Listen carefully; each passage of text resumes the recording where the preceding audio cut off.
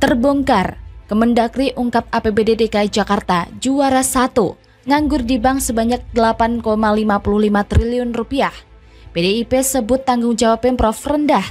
Ditulis oleh tim redaksi jurnal dari berbagai sumber. Kalau kita melihat simpanan uang hari ini di daerah, itu terbesar simpanan uang ada di giro, yang kedua ada di deposito. Ada uang tersimpan hari ini 183,32 triliun, tersebar di provinsi 58 triliun, kabupaten, kota ada 124 triliun. Nah, simpanan uang terbanyak ada di Bank DKI. Saya berikan contoh misalnya di DKI. Yang namanya mata anggaran itu 57.000. Mata anggaran.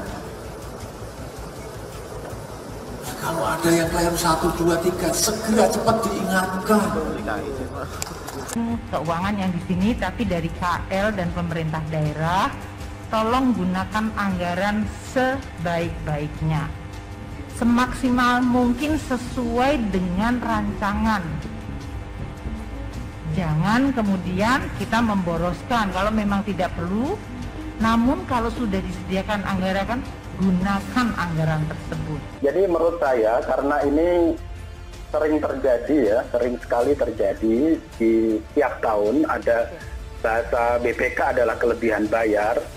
Menurut saya ini juga ada potensi korupsinya. Pegawai di Jakarta sudah mulai mengikuti jejak gubernurnya ya dan mewarisi kepandaian jago bermain kata-kata. Oke, semoga temuan BPK yang dulu pernah memberikan DKI peringkat tinggi wajar tanpa pengecualian selama 3 kali berturut-turut dan dibanggakan oleh Anies Baswedan bisa ditindaklanjuti oleh KPK. Sementara ini, kita sebagai netizen juga boleh dong memberikan beliau penghargaan. Anies Baswedan sebagai King of lebih bayar. Kementerian Dalam Negeri atau Kemendagri mencatat, sampai dengan Februari 2022, dana APBD yang mengendap di perbankan mencapai 183,32 triliun rupiah. Provinsi DKI Jakarta menempati urutan pertama yang simpanannya paling banyak di perbankan. Sekretaris Jenderal Kemendagri, Suhajar Diantoro merinci dana jenis simpanan provinsi dan kabupaten atau kota pada posisi Februari yang mencapai 183,32 triliun. Banyak disimpan dalam bentuk giro dengan nilai 144,3 triliun, deposito 35,63 triliun, dan tabungan 3,66 triliun.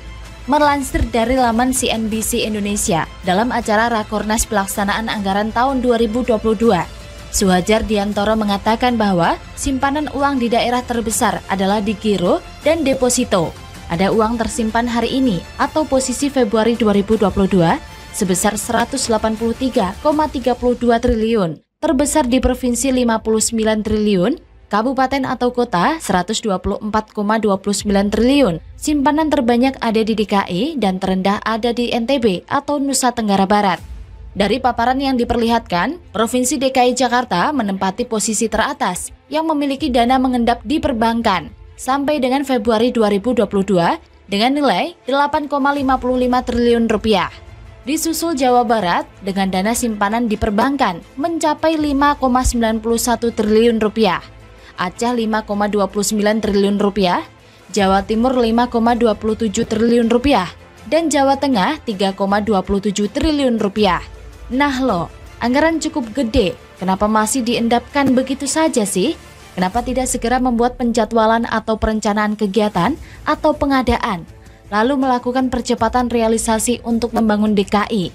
Padahal sebelumnya Mendagri Tito Karnavian juga pernah menegur 10 gubernur, salah satunya Gubernur Anies Baswedan, karena membiarkan simpanan daerah menumpuk usai melakukan pemantauan bersama Menteri Keuangan Sri Mulyani. Melansir dari Gala Media, disebutkan kas nganggur DKI Jakarta saat itu mencapai 12,9 triliun rupiah. Hal tersebut menuai reaksi dari Ketua Fraksi PDIP DPRD DKI Jakarta, Gembong Warsono. Dia menilai fakta itu menunjukkan tanggung jawab Pemprov terhadap apa yang selama ini diprogramkan rendah. Gembong menyebut bahwa minimnya penyerapan anggaran karena lambannya eksekusi program.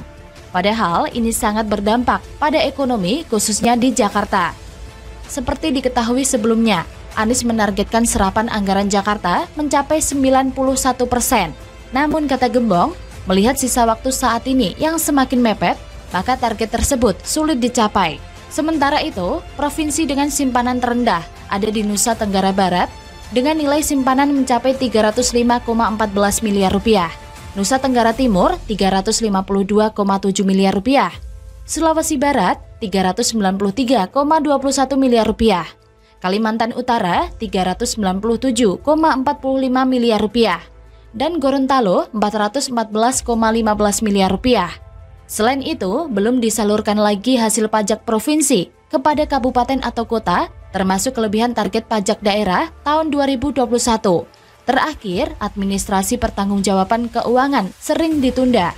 Suhajar menyebutkan ada beberapa strategi utama yang dilakukan untuk percepatan realisasi pada tahun 2022. Misalnya, pengadaan dini dapat dilakukan sejak awal, kemudian membuat rencana kegiatan dengan penjadwalan secara periode, yaitu per bulan, per triwulan secara konsisten dan terukur. Dan sekarang kita bisa melihat apakah Anies Baswedan benar-benar menjalankan sesuai dengan apa yang dia katakan itu. Apakah Anies Baswedan menjalankan program kerjanya semuanya menggunakan dana APBD agar mudah untuk dikontrol pengeluarannya? Apakah Anies Baswedan konsisten dengan apa yang dikatakannya itu?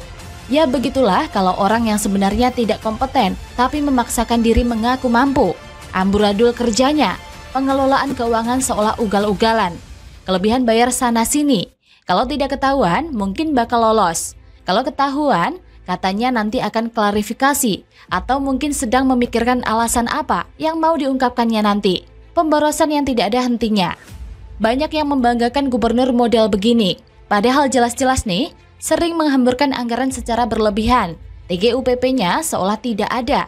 Entah apa kerja mereka selama ini. Digaji fantastis tapi tidak worth it, serta pemborosan gaji yang menggelikan. Tampaknya selain ahli menata kata, publik bisa menilai kalau Anies akan mendapatkan julukan lain, yaitu ahlinya kelebihan bayar. Kalau ditanya apa kelebihan Anies, ya kelebihan bayar sob. Bagaimana menurut sobat? Bisa komen di bawah ya.